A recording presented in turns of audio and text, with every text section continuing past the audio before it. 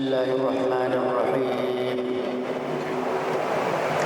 Assalamualaikum warahmatullahi wabarakatuh. Waalaikumsalam warahmatullahi wabarakatuh. Alhamdulillahirabbil alamin. Wa bihi nasta'in ala umuri dunya waddin.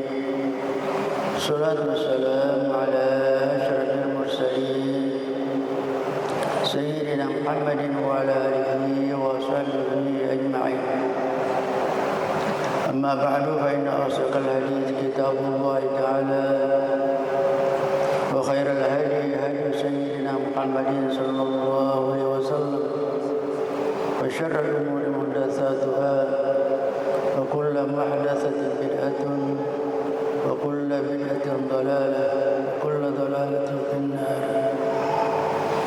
قال المصنف رحمه الله تعالى ونفعنا بعلومه في الدارين آمين. قال العلامة الكبير والمفسر الشهير الإمام فخر الدين الرازي رحمه الله تعالى في كتابه اعتقادات فرق المسلمين والمشركين الباب الثامن في أحوال الصوفية.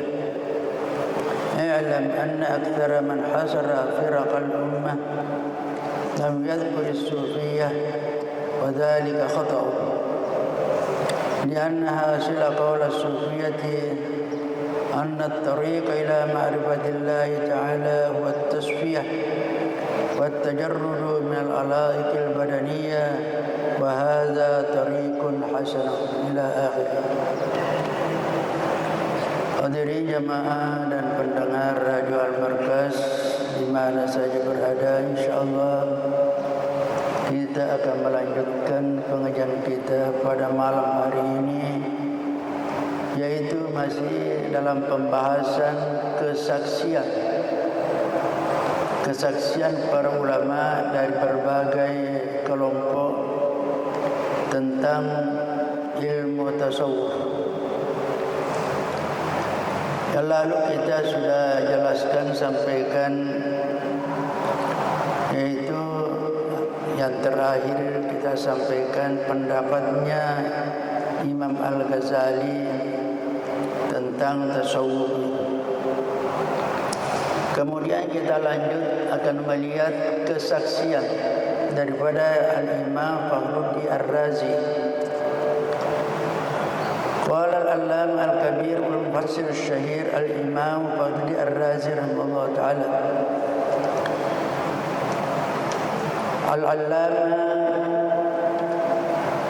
yang disebut Al-Allamah yaitu ulama yang punya ilmu yang sangat mendalam dan sangat tinggi. Al-Allamah daripada kata alimun. Alimun adalah bentuk mufrad, bentuk jamaknya ulama. Tapi ada ulama yang sudah sangat tinggi ilmunya, mendalam ilmunya, sangat luas ilmunya, Al-Allamah, maha guru. Al-Allamah, maha alim. Jadi anak-anak yang santri yang belajar tentang kaidah bahasa Arab, Al-Allamah itu taknya itu bukan menunjukkan kepada muannas.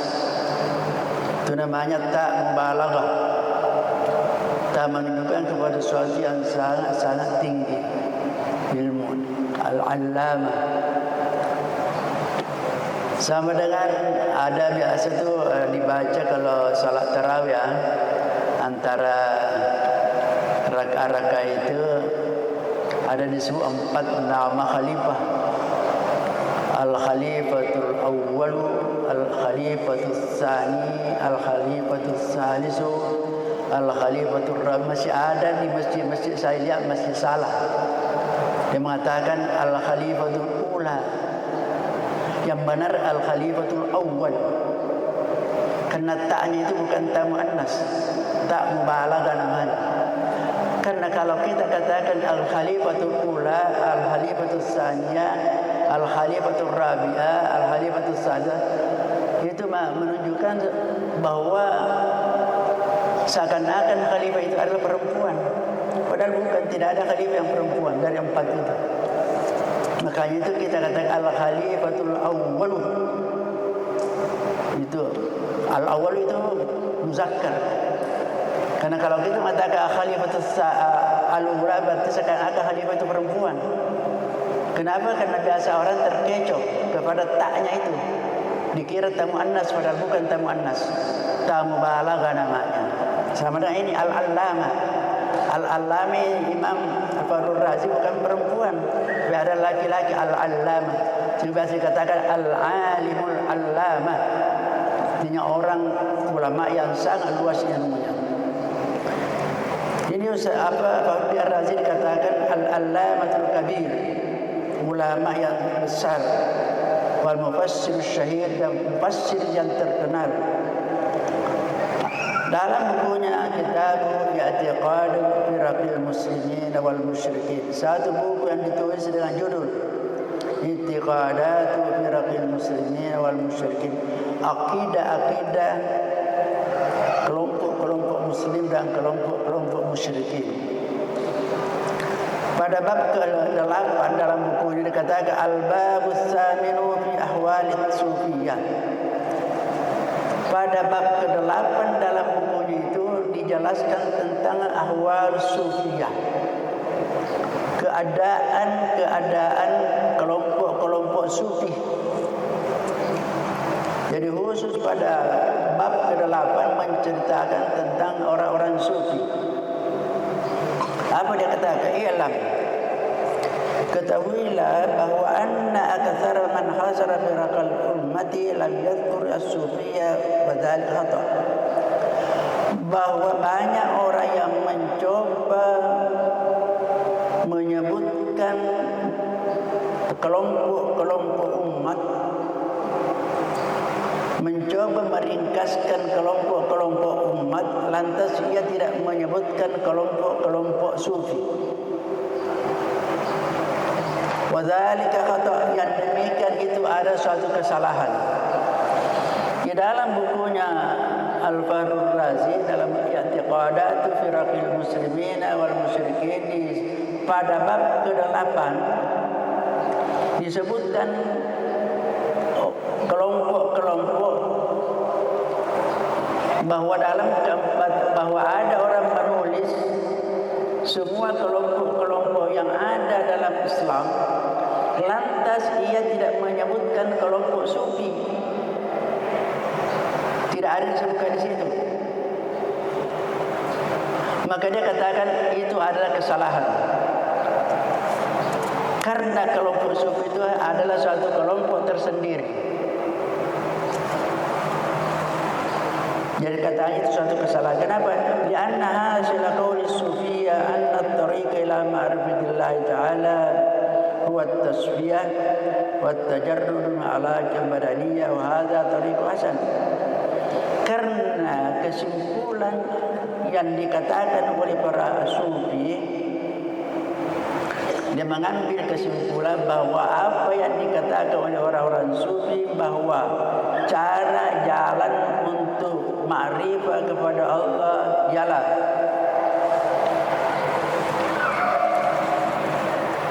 bahwa cara yang ditempuh untuk mengenal Allah ialah at-tasfiyatu, yaitu pensucian hati, wa tajarrudu minal alaikil badaniyah, dan melepaskan dari kaitan-kaitan badan. Karena hubungannya hati, mensucikan hati, maka tidak ada kaitannya dengan urusan-urusan jasmani. Lalu dia mengatakan wahada tariq, ini tarekat atau cara jalan yang terbaik. Artinya pengakuannya Imam Al-Fakhrur Razi terhadap tasawuf adalah tariqun hasanun, adalah jalan tarekat yang baik. Waqala aidan, lanjut dia katakan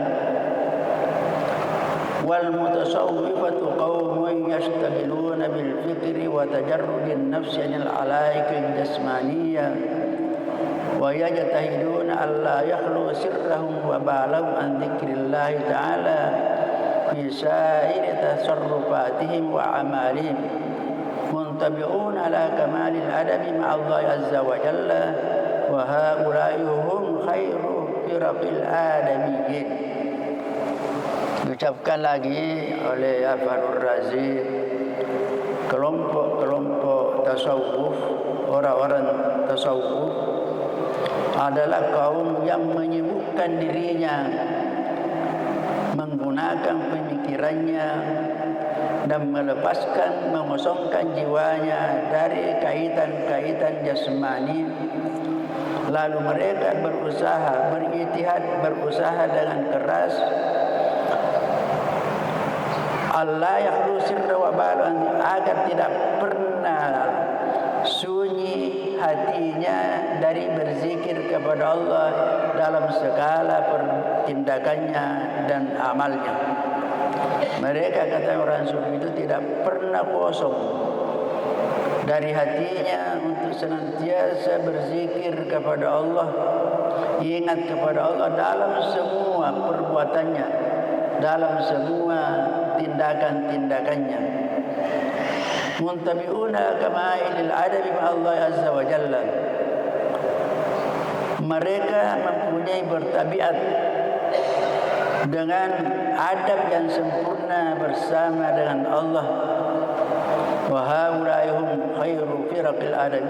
Mereka itulah kelompok yang terbaik dari semua yang ada pada manusia. Jadi diakui bahwa kelompok mereka itu adalah kelompok khairu firaqil adamiyin, kelompok yang ada pada semua kelompok-kelompok yang dianut oleh al-adamiyin. Al-adami, adab artinya manusia.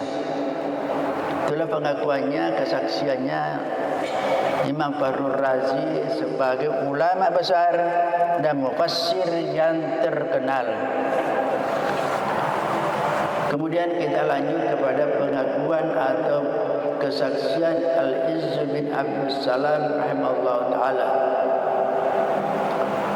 Qala Sultan Ulama Izzuddin bin Abdul Salam rahimahullah ta'ala. Izzuddin ini, Izzuddin Abdul Salam, digelar dengan Sultan Ulama.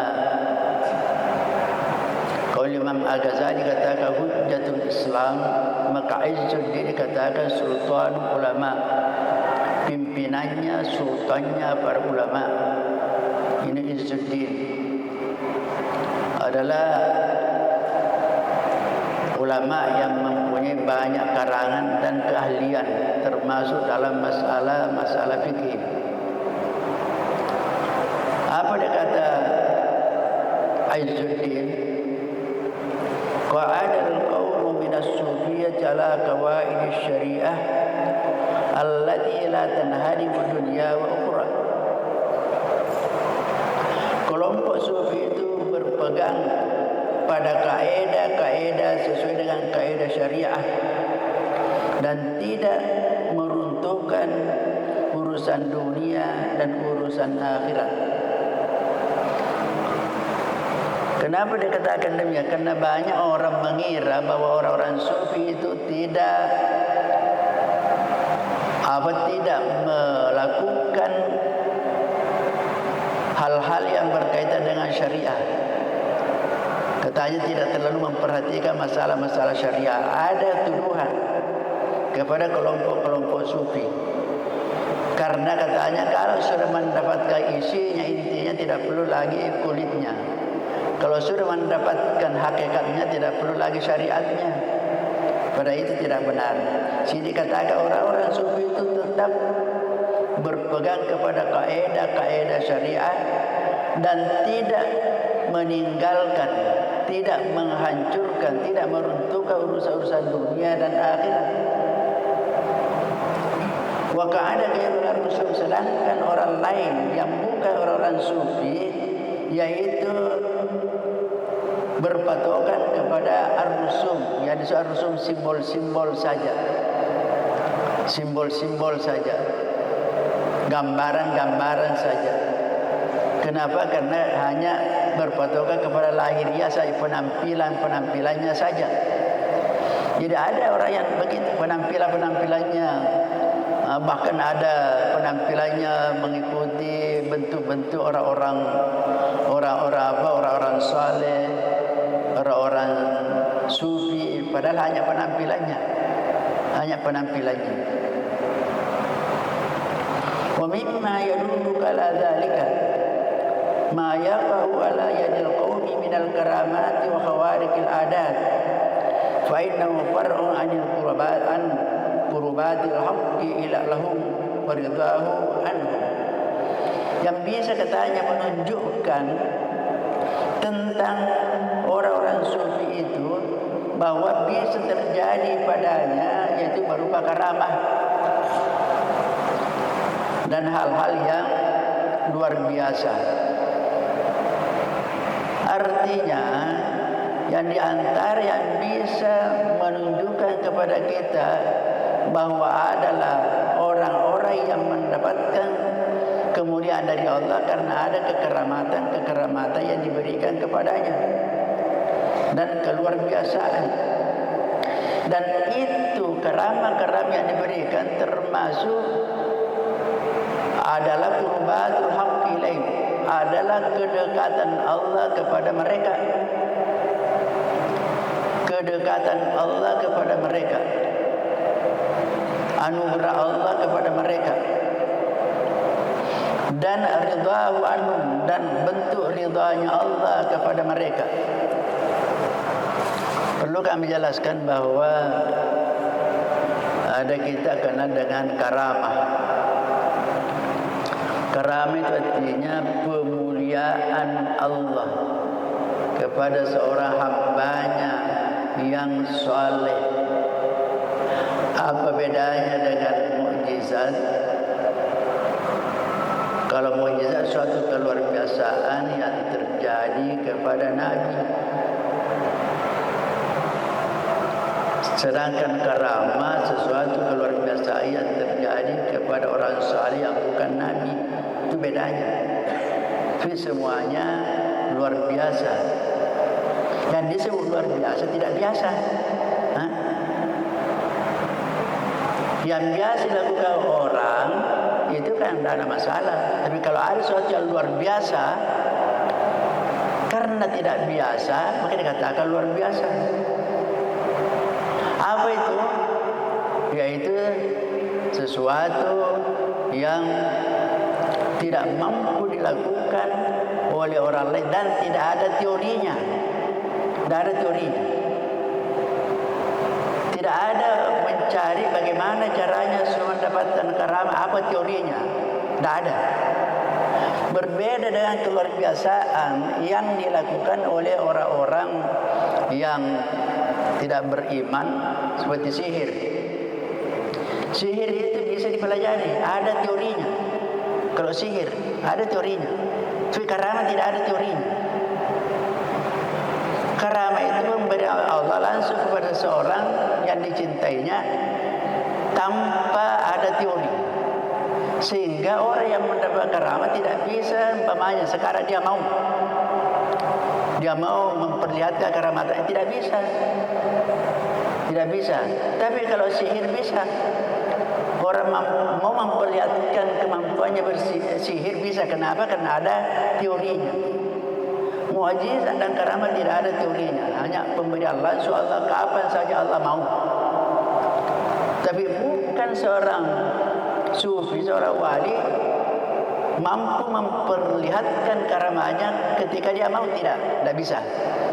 Bahwa umpamanya seorang saya mau memperlihatkan itu tidak bisa. Karena memang tidak ada teorinya. Tidak ada teorinya.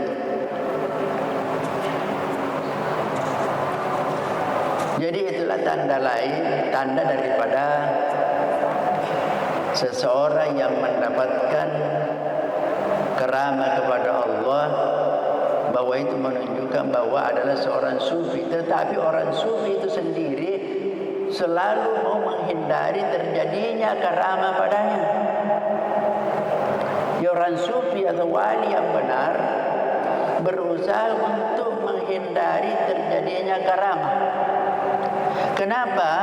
Karena bisa saja seorang menjadikan dia takabur, menjadikan dia merasa hebat, lebih mulia daripada orang lain, sehingga mereka berusaha untuk tidak terjadi karamah padanya.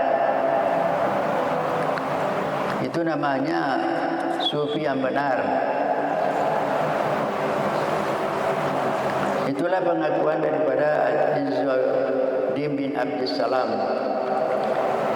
Ini pertamanya Izzuddin Abdussalam itu tidak percaya kepada namanya kelompok-kelompok sufi. Sama ada Imam Al-Ghazali. Pertamanya tidak percaya. Keduanya ini pernah mengatakan bahwa tidak ada yang lain yang bisa kita ditempuh untuk sampai kepada Allah kecuali yang ini yang kami miliki, ilmu tafsir, ilmu hadis, ilmu fikih. Tidak ada yang lain sebelum mereka bergabung kepada kelompok-kelompok sufi.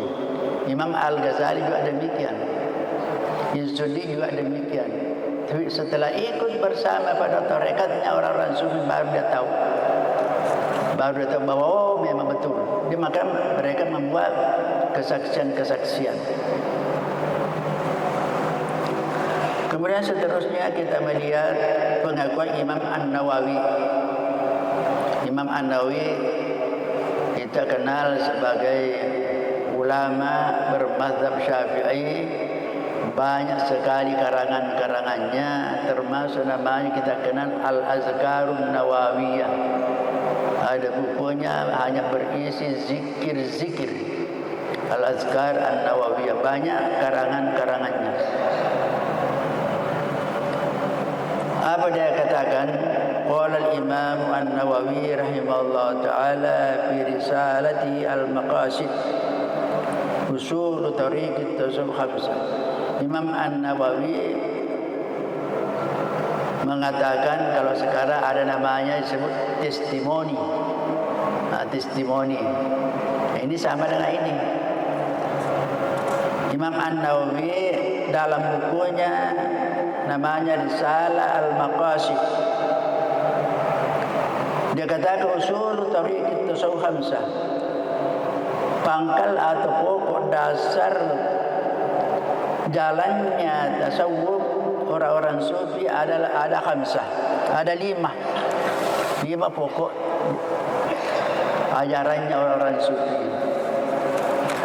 Yang pertama, taqwallahi fis sirri wal alaniyah, takut kepada Allah baik pada waktu terang-terangan atau tersembunyi. Baik di waktu terang nyata maupun tersembunyi itu tidak pernah tidak takut kepada Allah. Itu yang pertama, pokoknya, dasarnya. Yang kedua, ittiba'us sunnati bil aqwal wal af'al, mengikuti sunnah baik dalam ucapannya maupun dalam perbuatannya. Yang disebut sunnah yaitu sunnah Rasulullah SAW. Jadi yang kedua, mengikuti sunnah dalam segala ucapan dan perbuatannya. Berarti tidak pernah bohong, tidak pernah keluar dari sunnahnya Nabi. Yang ketiga, al-iradu lil khalqi bil iqbal wal idbar, yaitu berpaling dari makhluk baik ketika ia berhadapan maupun ketika di belakang. Artinya dia tidak akan terpengaruh oleh pengaruh-pengaruh bujukan-bujukan oleh makhluk, oleh manusia, baik ketika berhadapan dengan orang maupun ketika tidak berhadapan. Artinya meskipun berhadapan dengan orang banyak, tetap ingat kepada Allah dan tidak akan terpengaruh oleh bujukan-bujukannya, ajakan-ajakannya kepada yang bertentangan dengan ajaran-ajaran Allah. Itu yang ketiga. Yang keempat, ar-ridha 'anillahi fil qalili wal katsir. Rela dari Allah, rela dari pemberian Allah, baik sedikit maupun banyak. Ridha namanya. Ridha itu sudah terserap ke dalam bahasa kita, bahasa Indonesia, berarti rela. Apa disebut ridha? Rela, dia senang menerima apa saja yang diberikan dari Allah, apa itu sedikit atau banyak, sama saja. Rela, namanya ar-ridha. Yang kelima, rujuk ila Allah bis-sarra'i wad-dharra. Kembali kepada Allah baik pada masa ia senang maupun pada masa sulit. Jadi itu kata Imam An-Nawawi, itulah 5 dasar ajaran daripada orang-orang sufi. Pertama, takwa, mengikuti sunnah, yaitu berpaling dari makhluk, ridha terhadap apa yang diberikan oleh Allah, kemudian selalu kembali kepada Allah baik pada waktu senang maupun pada waktu susah. Sekarang kita mendapat Ibnu Taimiyah. Ibnu Taimiyah yang biasa orang mengatakan benci kepada tasawuf, tapi ternyata tidak. Bahkan ada muridnya Ibnu Taimiyah, yaitu mengarang banyak buku-buku tasawuf. Jadi Ibnu Taimiyah juga ada banyak kesaksiannya. Tahaddatsa Ahmad bin Taimiyah rahimahullah taala an tamassuki as-sufiyyah bil kitab was sunnah fil juz'il 'ashir min majmu' fatawih. Ahmad bin Taimiyah, Ibnu Taimiyah bercerita, menjelaskan tentang bagaimana orang-orang sufi berpegang teguh kepada Al-Quran dan Sunnah. Itu dijelaskan dalam bukunya, dalam fatwanya pada juz ke-10. Jadi ada namanya Majmu' Fatawi, kumpulan fatwanya Ibnu Taimiyah yang berjilid-jilid. Pada jilid ke-10 dijelaskan tentang bagaimana orang sufi itu berpegang teguh kepada Al-Quran dan Sunnah. Dia katakan, فَأَمَّا الْمُسْتَقِيمُونَ مِنَ السَّالِكِينَ كَجُمْهُورِ مَشَايِخِ السَّلَفِ مِثْلُ الْفُضَيْلِ بِنْ إِيَاض وإبراهيم بن أدهم وأبي سليمان الداراني ومعروف الكرخي والسري السقطي والجنيد بن محمد وغيرهم من المتقدمين، ومثل الشيخ عبد القادر الجيلاني والشيخ حماد والشيخ أبي البيان وغيرهم من المتأخرين، فهم لا يسوغون للسالك ولو طار في الهواء أو مشى على الماء أن يخرج عن الأمر والنهي الشرعيين، بل عليه أن يعمل المأمور ويدع المحظور إلى أن يموت. وهذا هو الحق الذي دل عليه الكتاب والسنة وإجماع السلف، وهذا كثير في كلامهم. Jadi Imam Ahmad Ibnu Taimiyah mengatakan orang-orang yang menempuh perjalanan as-suluk, yaitu orang-orang sufi, disebutkan seperti katanya masyayikh salaf, syekh ulama salaf. Antara disebutkan ada Al-Fudail bin Iyad. Ini Al-Fudail bin Iyad adalah mantan perampok besar, tetapi dia kemudian menjadi orang sufi besar. Jadi banyak yang demikian ulama-ulama sufi, pertamanya orang-orang yang tidak beres, orang-orang yang mengingkari tasawuf, tapi banyak bertaubat dan menjadi ulama besar. Termasuk ini Al-Fudail bin Iyad, menjadi ulama besar dan menjadi sufi besar. Maka itu disebut namanya oleh Ibn Taimiyah.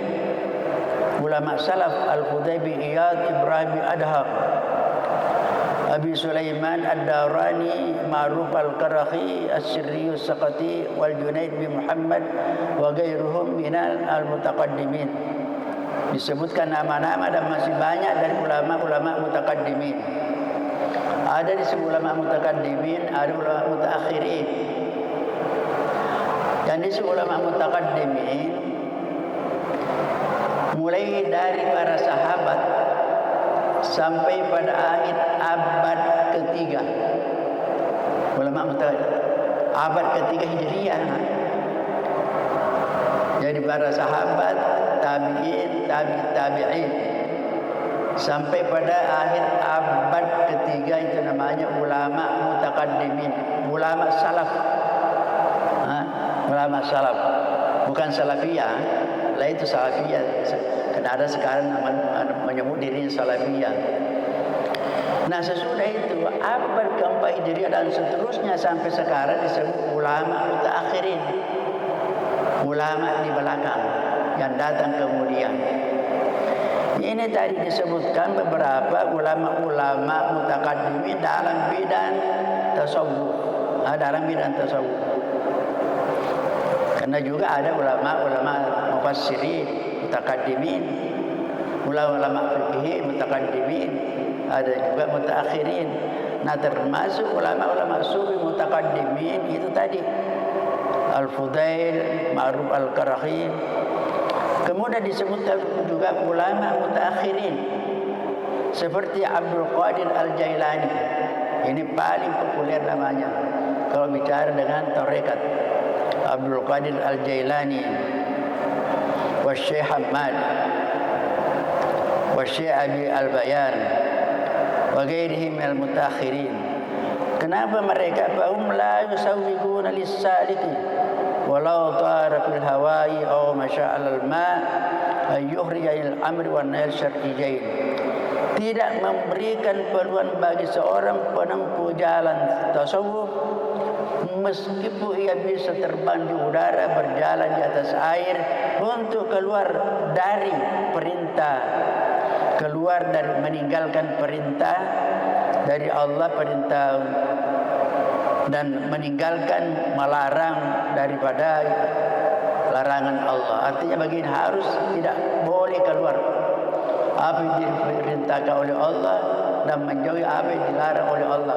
Kalaupun ada orang mampu terbang di udara tanpa pesawat, berjalan di atas air tanpa menggunakan perahu, itu pun tidak boleh meninggalkan perintah, tidak boleh melakukan larangan. Itu kata Ibn Taimiyah. Dan mereka itu para sufi tidak memberikan peluang untuk keluar meninggalkan syariah. Jadi kalau ada orang menuduh bahwa orang sufi itu meninggalkan syariah, itu tidak benar. Kalau ada orang meninggalkan syariah dengan mengaku dirinya sufi, itu namanya sufi palsu, sufi gadungan. Hanya mengaku-mengaku saja. Bal alaihi ay ya'mal al-ma'mura wa yada al-mahdhur ila ayyamut. Bahkan wajib baginya melakukan semua perintah-perintah dan menjauhi larangan-larangan sampai ia mati, sampai ia meninggal. Wa hadza wal haqqu alladhi dalla al-kitab was sunnah wa ijma'us salaf. Dan inilah yang benar yang ditunjuk oleh Al-Quran dan As-Sunnah wa ijma'us salaf dan kesepakatan para ulama salaf.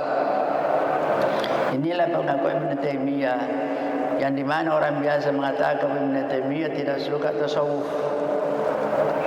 padahal dia nyata-nyata mengatakan, mengakui mereka baik sufi-sufi mutaqaddimin maupun sufi-sufi mutaakhirin. Kemudian seterusnya pernyataan atau kesaksian Imam Asy-Syatibi. Imam Asy-Syatibi ini juga adalah seorang ulama besar dan menjadi orang-orang yang melakukan kesaksian dan pengakuan terhadap orang-orang sufi.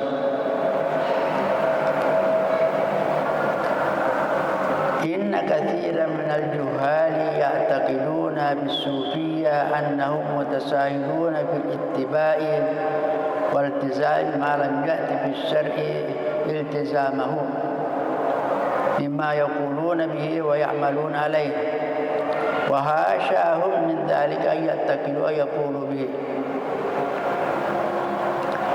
Katanya banyak orang-orang bodoh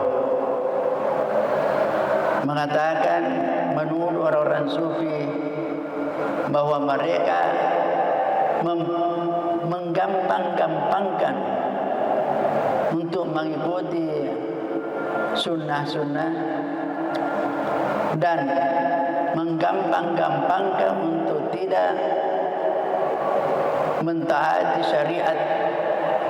Jadi ada tuduhan demikian bahwa orang sufi itu mempermudah, menggampang-gampangkan untuk tidak mengikuti sunnah dan tidak mengikuti ketetapan-ketetapan syar'i atau syariah. Lalu mengatakan wahasyahun, kalau kita mengatakan hasyahun, kita berlindung kepada Allah. Kita berlindung kepada Allah daripada ucapan mereka itu yang ditujukan kepada orang sufi. Lalu dia mengatakan, fa awwalu syai'in banaw ala tariqahu ittiba'us sunnah wa ijtinab ma khalafaha. Lalu dia kata bahwa pertama sekali mereka membangun tarekatnya pertama dengan ittiba'us sunnah, mengikuti sunnah, wa ijtinab ma khalafaha, dan menjauhkan diri dari yang bertentangan dengan sunnah. Sehingga ia mengutip ucapannya Abul Qasim Al-Qushairi, innahum innama ihtassu bismi sufiyya infirada bi ahli bidah. Masih ada waktu ya? Sudah habis waktu? Sudah. Kalau begitu insyaallah nanti kita lanjutkan pada berikutnya. Ila akhirih, wallahu subhanahu wa ta'ala alam. Amin. A'udzu billahi syaitanir rajim. Sayyidina Muhammad wa ala alihi wasallam. Rabbana adzlamna anfusana wa la taghfir lana wa tarhamna lanakunanna khasirin. Rabbana la tuzigh qulubana wa la hadaytana wa hab lana min ladunka antal wahhab. Rabbana la tuzigh kafirin. Allahumma nawwir qulubana bi nuri hidayatika kama anwartal arda bi nuri syamsika abada bi rahmatika ya arhamar rahimin. Rabbana hab lana min azwajina wa dhurriyyatina qurrata a'yun waj'alna lil muttaqina imama. Rabbana atina fid dunya hasanah wa fil akhirati hasanah wa qina adzaban nar. Sallallahu alaihi wasallam Muhammadin nabiyil ummi wa ala alihi wasallam. Subhana rabbika rabbil izzati amma yasifun wa salamun alal mursalin walhamdulillahi rabbil alamin. Al-Fatihah.